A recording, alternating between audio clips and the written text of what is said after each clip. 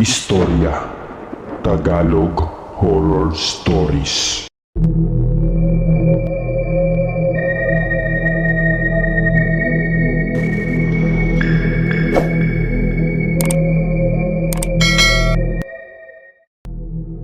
Ang ospital ay itinatag sa Pilipinas noong January 16, 1981 sa ilalim ng pamamahala ni Pangulong Ferdinand Marcos.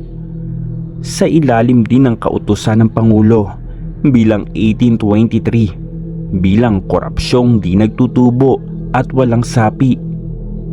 Inuugnay ang gusali sa tinutukoy bilang complex edipisyo ng mga Marcos na binigyan namang kahulugan ng isang magaling na arkitekto bilang pagkahumaling at pamimilit na magtayo ng edipisyo bilang palatandaan ng kadakilaan.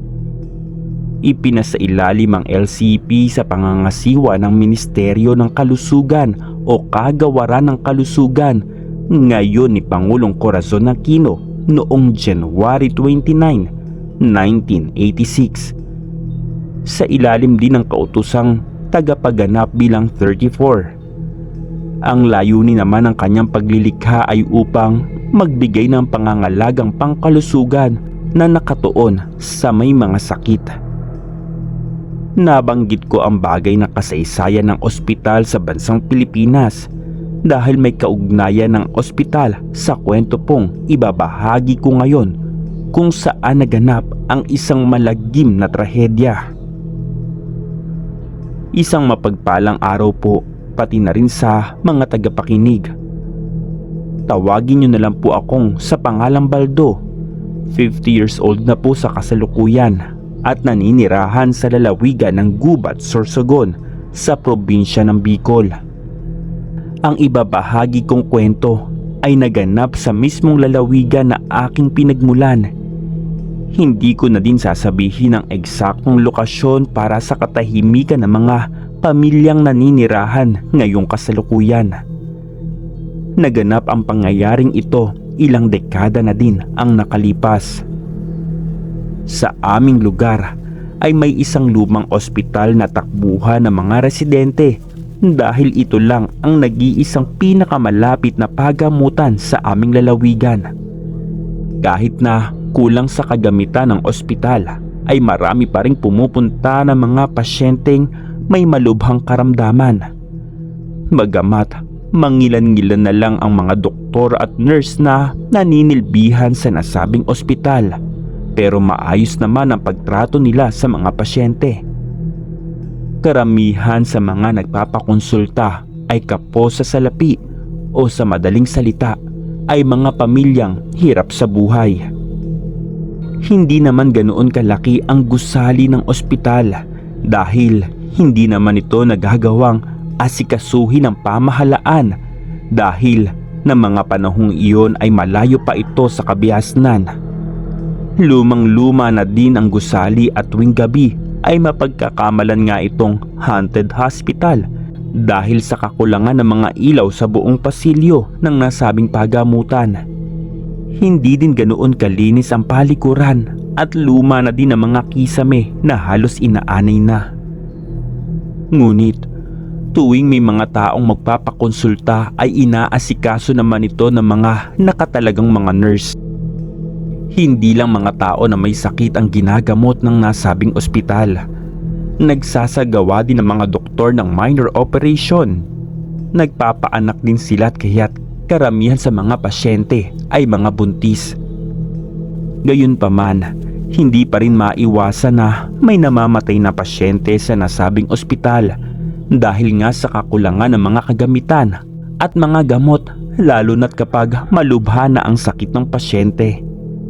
Kadalasan sa mga namamatay na pasyente ay may mga sakit tulad ng komplikasyon sa baga o mas kilala sa tawag na tuberculosis na kung saan malubha na ito at hindi na malulunasan pa ng gamot. Isang araw ay naisipan kong magpakonsulta sa nasabing ospital sa aming lugar dahil palagi akong sinusumpong ng pananakit ng dibdib lalo na po sa aking likuran. Isinama ko ang aking asawa na itago na lang natin sa pangalang Carmen dahil magpapakonsulta ito ng kanyang tiyan dahil nagdadalang tao ito at mag-aanim na buwan na ang kanyang dinadala. Nang makarating kami sa ospital ay doon namin nakilala ang isang bagong doktor na si Dr. Castro. Hindi po nito tunay na pangalan na mismong ito din na magsusuri sa akin. Mabait naman si Dr. Castro at malumanay magsalita. Dahil din sa kabaitan nito ay maraming pasyente ang gustong magpakonsulta sa kanya. Nagsasagawa din ito ng operasyon at nagpapaanak din kung kaya't masasabi na lahat ng katangian ng isang espesyalistang doktor ay nasa kanya na. Tinanong ako ni Dr. Castro kung ano raw ang kanyang mapaglilingkod at ano daw ang ipapakonsulta ko, habang patingin-tingin ito sa maumbok na tiyan ng aking asawa dahil katabi ko lang ito sa upuan. Ngunit biglang sumama ang kanyang pakiramdam na hindi nito lubos maintindihan. Sinabi ko kay Dr. Castro na medyo sumasakit ang aking dibdib at palagi akong sinusumpong ng sakit. Hindi ko din alam kung ano ang iniinda kong karamdaman. Tinanong ako ni Dr. Castro kung nahihirapan daw ba akong huminga at parang tinutusok ang aking baga. Sumagot ako ng parang ganoon na nga. Minsan ka ako ay parang kinakapos ako sa paghinga at madalas ako sumpungin ito sa gabi. Sabi ni Dr. Castro ay mukhang alam na daw niya ang iniinda kong sakit. Inaya niya akong pumasok sa isang silid at susuriin daw niya kung ano daw ang iniinda kong sakit para daw maresetahan ako ng gamot na kailangan kong inumin. Magkasama kaming pumasok sa isang kwarto kung saan naroon ang kanyang mga aparato. Naiwan naman ang aking asawa na nakaupo sa front desk kasama ang assistant na nurse na baguhang doktor. Nang makapasok kami sa loob ng silid, sinimulan na akong suriin ng doktor. Sinuri nito ang aking internal organ gamit ang kanyang aparato na hindi ko po alam kung anong tawag sa bagay na iyon. Matapos akong nitong konsultahin ay tinignan din nito ang aking blood pressure. Nagulat na lang ako nang sabihin ni Dr. Castro ang aking sakit na mayroon daw akong pulmonary edema o tubig sa baga. Ngunit hindi pa raw ito malala kaya't malulunasan pa daw ito at madadala pa sa gamot. Niresetahan ako nito ng gamot at sinabihan akong iwasan na muna matuyuan ng pawis at huwag matutulog sa sahig at baka mapasukan ng lamig ang aking katawan na lalo magpapalala ng aking kondisyon. Malugod naman akong nagpasalamat sa doktor matapos akong suriin ito. Hindi din ako siningil nito dahil wala naman pong bayad ang pagpapakonsulta sa kanya. Ang tanging sinisingil nito ay ang mga sumasa ilalim sa operasyon na siya mismo ang nagsasagawa. Sa labas ko din bibilhin ng mga gamot dahil wala silang gamot na inireseta sa akin. Akmang lalabas na po ako ng silid ay muli po akong tinawag ni Dr. Castro habang inaayos nito ang mga ginamit na aparato sa akin. Tinanong ako ni Dr. Castro kung magpapakonsulta daw ba ang aking asawa dahil nagpapaanak din ito. Tumango naman ako ngunit nang makalabas ako sa silid ng doktor ay wala na sa front desk ang aking asawa. Tinanong ko ang nurse kung saan pumunta ang asawa ko at sinabi naman ito na doon na lang daw ito maghihintay sa labas ng ospital dahil masama daw ang pakiramdam nito at nais daw makalanghap ng sariwang hangin. Nakiusap na lang ako sa nurse na pakisabi kay Doc at maghintay lang saglit dahil pupuntahan ko lang ang aking asawa. Nagmamadali akong lumabas ng ospital at nadatnan ko ang aking asawa na nakaupo sa labas kasama ang kapwa nitong mga buntis. Dagli akong lumapit sa aking asawa at sinabing si Dr. Castro na lang ang kumonsulta sa kanya. Nagulat na lang ako nang marahang tumayo si Carmen at hinawakan nito ang aking kamay at hinila ako palayo sa ospital na may ilang metro ang layo malapit sa kalsada. Sinabi niya sa akin na sumama daw ang kanyang pakiramdam nang pumasok kami sa opisina ng bagong doktor na nakatalaga dito sa ospital.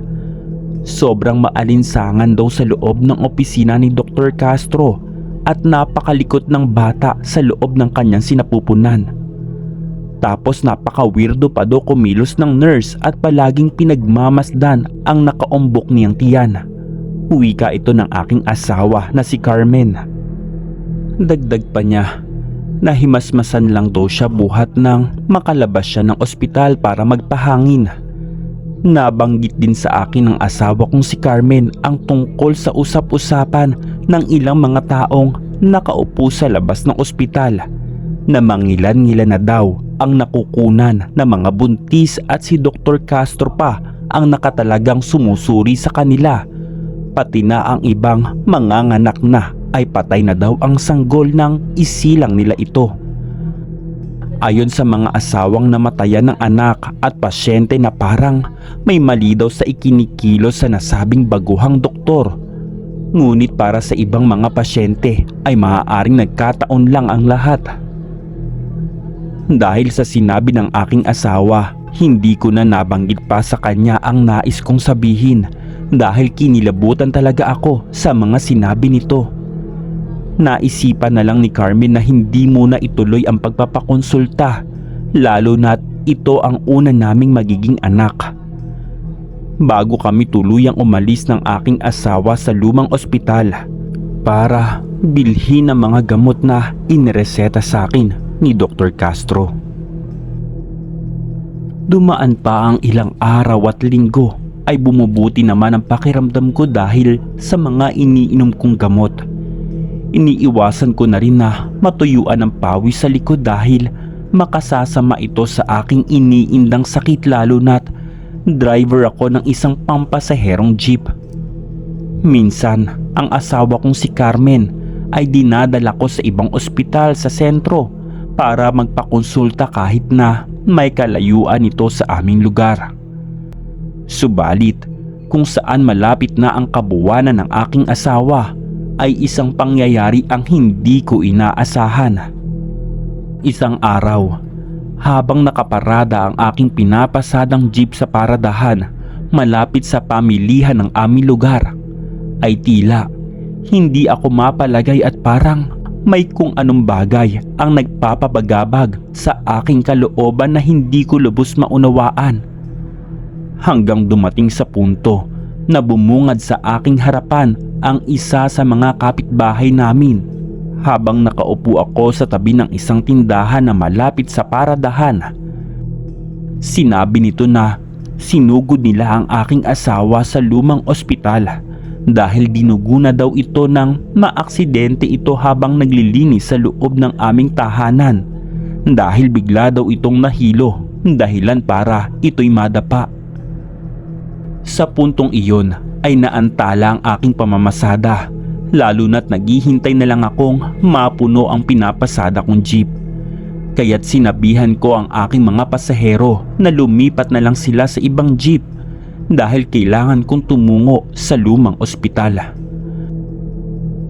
Dagli akong sumampa sa jeep at agad na pinaandar ang makina at maingat na pinatakbo patungong ospital kasama ang aking kapitbahay na nagmamagandang loob na dalhin ng aking asawa sa lumang ospital.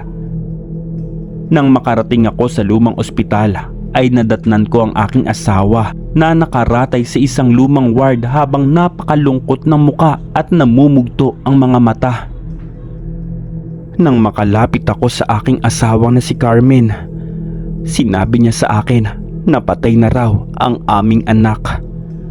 Humagulgol na siya sa pag-iyak at hindi ko na rin napigilang umiyak ng mga sandaling iyon. Labis po akong nadismaya sa pangyayari. Hindi ko naman masisi ang aking asawa dahil aksidente lang ang nangyari. Umupo ako sa tabi ni Carmen at marahan kong hinimas ang kanyang likod habang pareho kaming umiiyak. Nagpapasalamat pa din ako sa Panginoon dahil walang masamang nangyari sa aking asawa at naisip ko na lang na baka hindi pa panahon para magkaroon kami ng anak. At habang dinadamayan ko ang aking asawa, bigla na lang dumating si Dr. Castro kasama ang kanyang nurse at nakikiramay sila sa pagkawala ng aming magiging anak. Tinanong din ako ng baguhang doktor kung maayos na daw ba ang aking pakiramdam at tanging pagtango na lang ang naging tugon ko sa kanya.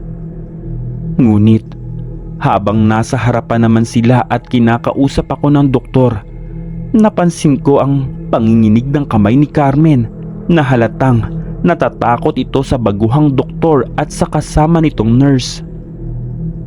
Umalis naman agad ang doktor kasama ang nurse matapos nila akong kausapin sa estado ng aking kalusugan, pati na rin ang kalagayan ng butihin kong asawa. Tinanong ko si Carmen kung ano ba ang problema at bakit tila nanginginig siya nang makita niya si Dr. Castro at ang kasama nitong nurse, habang hinahaplos ko ang kanyang pisngi. Sumagot si Carmen at sinabing ilabas ko na daw siya sa lumang ospital na ito dahil may mga aswang. Usisa akong nagtanong sa aking asawa kung anong aswang at sino ang aswang na tinutukoy niya. Naniniwala naman ako sa sinasabi ng aking asawa dahil ni minsan ay hindi ito nagsisinungaling sa akin at naniniwala talaga kami sa mga aswang. Sinabi niya na doon na lang daw niya sasabihin sa bahay kung sino daw ang aswang pag daw nakauwi na kami at baka madinig daw ang kanyang sasabihin. Sinabi ko kay Carmen na hindi kami pwedeng lumabas. Mahina pa ito at baka mabinat. Sinabi ko pa na pag magaling na lang siya ay ilalabas ko na siya agad sa ospital. At para mapanatag ay sasamahan ko siya buong magdamag para hindi na siya matakot. Ngunit pinipilit talaga ng aking asawa na makalabas na kami sa lumang ospital at dama ko ang takot nito. Dumating sa punto na binulungan na ako ng aking asawa at nagulat na lang ako sa sinabi niya. Ibinulong sa akin ni Carmen na si Dr. Castro at ang assistant nitong nurse ang tinutukoy nitong aswang. Ang baguhang doktor din ang magsasalba sana sa buhay ng aming magiging anak. Ngunit nang makuha daw ni Dr. Castro ang aming anak ay wala na itong buhay. Nasilayan din ng aking asawa na bahagyang tumulo pa daw ang malapot na laway ng baguhang doktor nang mahawakan nito ang bangkay ng aming anak. Napansin din ng aking asawa ang nakakagimbal na pagngiti ng nurse ng kasama ng doktor. Nasilayan din nito kung paano tikman ng baguhang nurse ang sariwang dugo na nagmumula sa pagitan ng dalawang hita ng aking asawa. Dahil sa mga sinabi ni Carmen ay isang bagay ang gumulo sa aking isipan. Dahil alam kong may kakayahan ng mga aswang na palitan ng katawan ng puno ng saging ang bangkay ng isang tao, mapamatanda man o sanggol. Hindi ako umalis sa tabi ng aking asawa pagsapit ng gabi. Dinamayan ko ito hanggang sa oras ng kanyang pagtulog. Labis akong naaawa sa sinapit ng aking asawa, lalo na't napakabuti nitong asawa sa akin. Kinabukasan, naisipan na naming lumabas sa lumang ospital dahil iyon ang gusto ng aking asawa. Kinuha namin ang bangkay ng aming anak upang bigyan ng maayos na himlayan. At nang makauwi kami sa aming tahanan, inilatag ko muna ang bangkay ng aming anak sa pahabang upuan habang nasa loob ito ng isang maliit na karton dahil kailangan kong asikasuhin muna ang aking asawa. Inayos ko ang mahihigaan ni Carmen at nilutuan ko ito ng lugaw na may halong dilaw na kamote para manumbalik ang kanyang lakas. Sinabi ko din kay Carmen na iiwan ko muna siya saglit dito sa bahay dahil pupuntahan ko lang si Manong Berto para ipasuri ang aming anak. Nais kong alamin kung aswang talaga si Dr. Castro at ang kasama nitong nurse. Nagpaalam na ako sa aking asawa at tumango naman ito bilang tugon. Si Mang Berto ang isa sa pinakamagaling na manggagamot na albularyo sa aming lugar at marami na itong karanasan pagdating sa mga masasamang elemento, lalo na sa mga aswang. Nagmamadali akong tumungo sa tahanan ng matandang manggagamot dahil may kalayuan din ang bahay nito dahil nakatira pa ito sa bukana ng kagubatan sa dulo ng aming sityo. Nang makarating ako sa tapat ng tahanan ni Manong Berto ay abala ito sa paggawa ng mga halamang gamot. Hindi na ako nag-aksaya pa ng oras at agad na sinabi sa matandang manggagamot ang aking sadya. Magkasama kami ni Manong Berto na bumalik sa aming tahanan habang bitbit nito ang kanyang kagamitan sa panggagamot. Nagulantang na lang ako nang suriin ni Manong Berto ang bangkay ng aming anak dahil hindi na raw ito ang aming anak. Isang gapas ng puno ng saging na ito at halatang pinalitan na ito ng aswang na kumain sa aming anak na labis kong ikinagalit. Gayunpaman, kahit na puno na lang ito ng saging ay inilibing ko pa rin ito sa likod ng aming tahanan dahil sanggol pa rin ito sa aming paningin. Binigyan ni Manong Berto si Carmen ng pangontra sa aswang at binigyan din ako ng mga halamang gamot na aking pakukuluan upang gawing inumin ni Carmen na makakatulong na manumbalik ang kanyang lakas at hindi ito mabinat.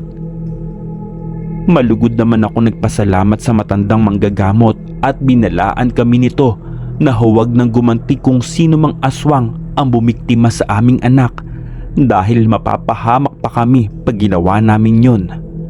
Ang mahalaga ay nasa mabuting kalagayan na ang aking asawa. Hindi ko na nga nagawang gumanti kina Dr. Castro at sa assistant itong nurse. Wala din akong sapat na katibayan na aswang sila para sabihin sa aking mga kababaryo at baka masampahan pa ako ng kaso na humantong sa aking pagkabilanggo. Sa pagkalipas ng maraming buwan ay nabalitaan pa din namin na mayroon pang mga nakukunan na mga buntis sa lumang ospital. Ngunit hindi na namin nagawang umimik pa dahil muli ko na namang nabuntis si Carmen. Naisip ko rin na baka muling aswangin ang aking asawa. Hindi na rin kami nagpakonsulta pa sa lumang ospital at sa ibang pagamutan ko na dinadala si Carmen kung saan ligtas ito at malayo sa kapahamakan.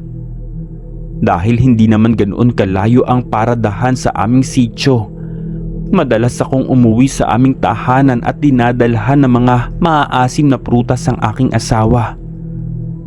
Ngunit sa mga lumipas pang mga linggo kung saan malaki na ang bilugang tiyan ng aking asawa, ay nagsumbong sa akin si Carmen na palagi nitong namamataan si Dr. Castro sa tapat ng aming tahanan na may ilang metro ang layo nito sa aming bahay. Madalas itong makita ni Carmen tuwing sasapit ang dapit hapon kapag dumudungaw sa bintana ang aking asawa.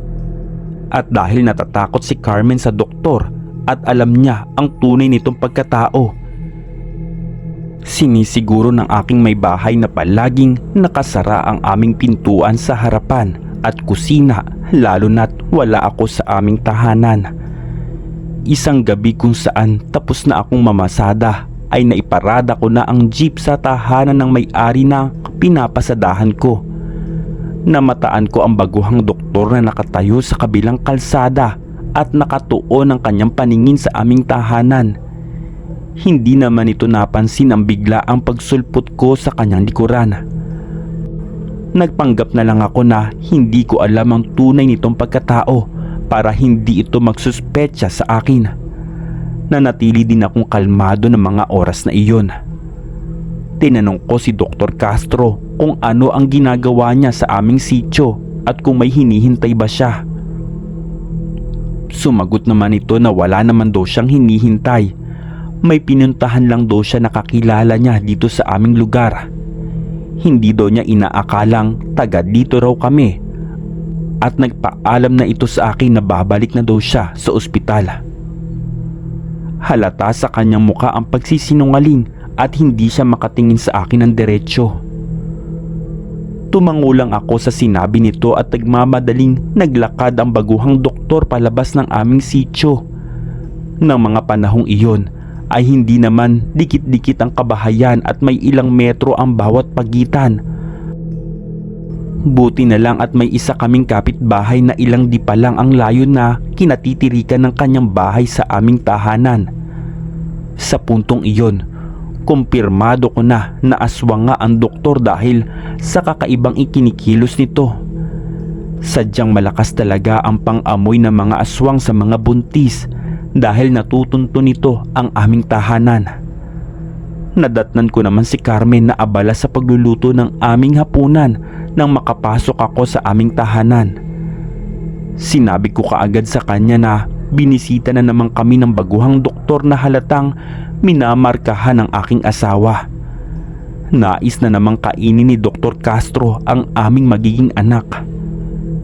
Kinagabihan, habang mahimbing kaming natutulog ni Carmen, bigla itong nagising dahil sa malakas na kalabog na tila may dumapo sa aming bubungan.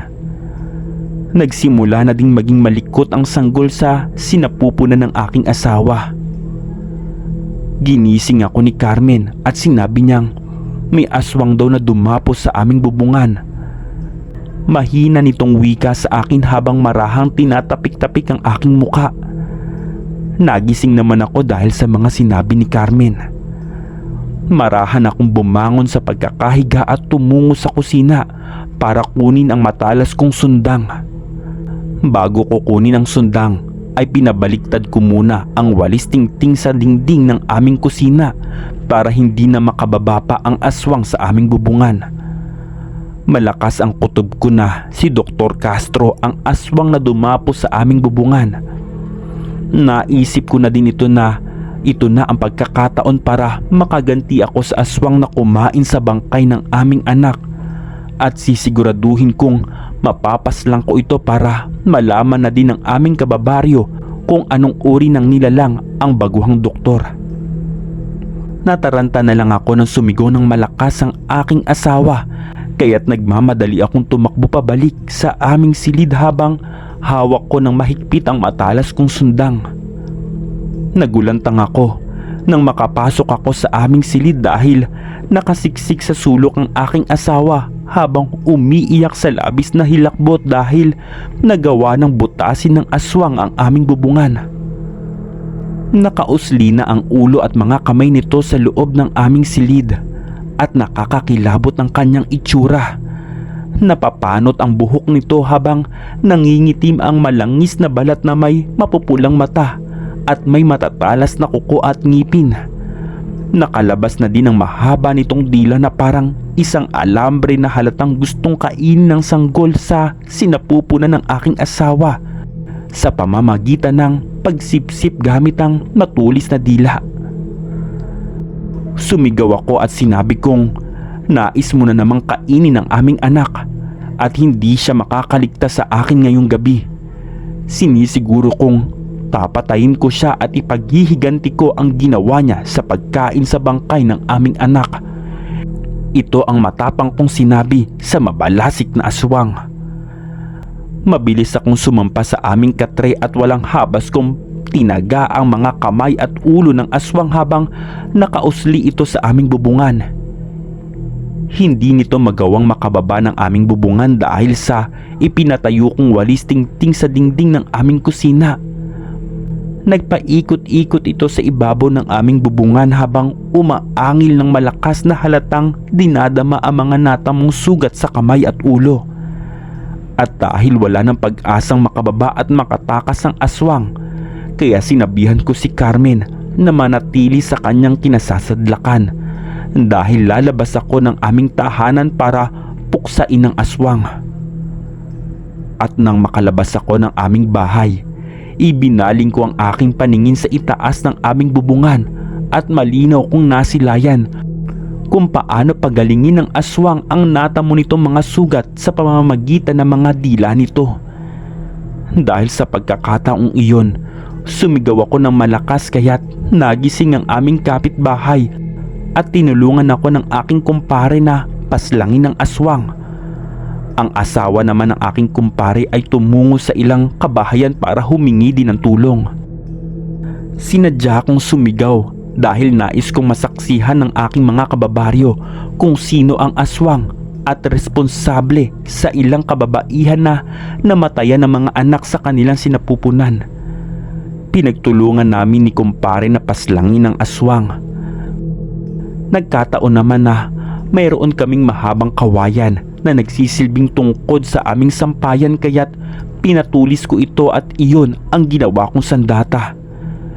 Tinusok ko ng kawayan ang nilalang at lahat ng iyon ay bumaon sa katawan ng aswang. Dumating sa punto na nagsidatingan na ang kababaryo at pinagkaisahan naming puksain ang nilalang sa aming bubungan. Dahil marami na itong pinsalang natamo, bumulagta ito sa ibabaw ng aming bubungan at gumulong pababa sa lupa.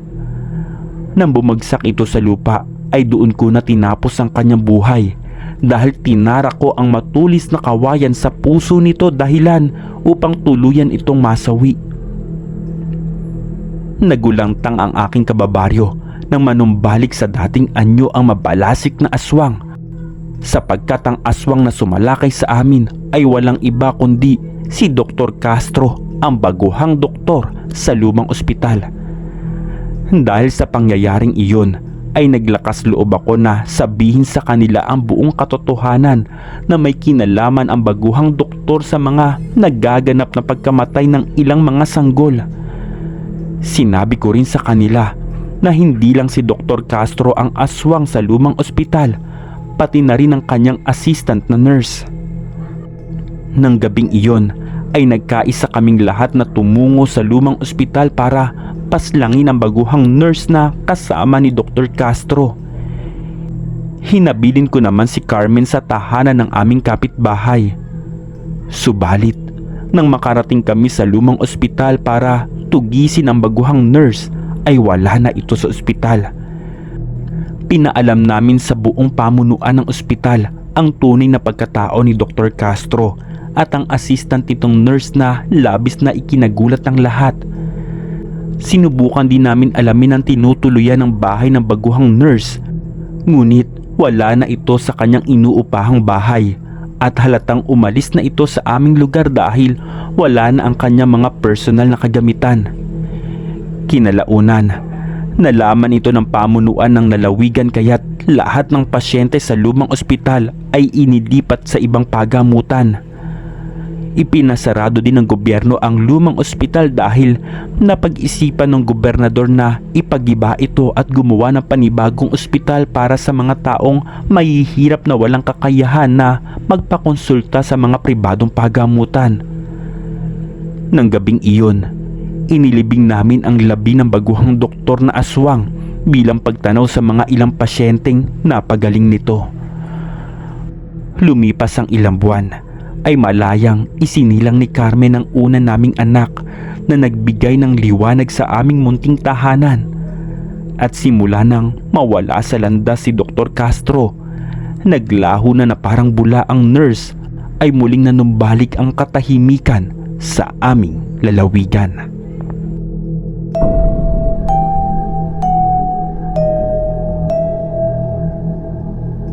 Istorya Tagalog Horror Stories.